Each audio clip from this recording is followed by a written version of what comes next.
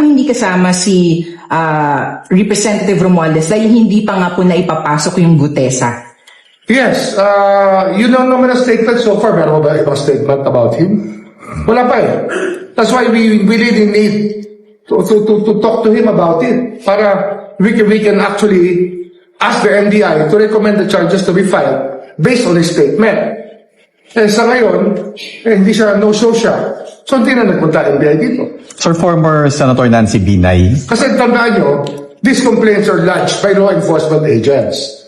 Kaya, we always have the NBI on hand to vet the statements. Without that, how can we file charges kung hindi malinaw ang basis? Sir, Binay, Nancy Binay, bakit po hindi kasama? We're working on it. Marami pa yan. Marami pa kaming kailangang kasuhan. Hindi lang talaga kaya sabay-sabay. And besides, we want to work with the ICI already about all of these people who have to be brought to court.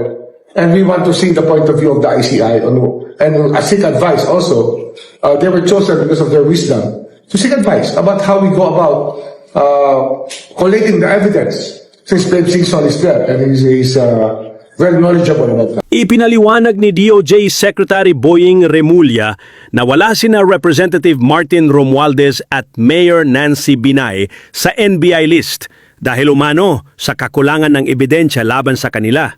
Ayon sa kanya, ang mga isinama lang sa listahan ay yaong may sapat na basehan para kasuhan, kaugnay sa flood control scam.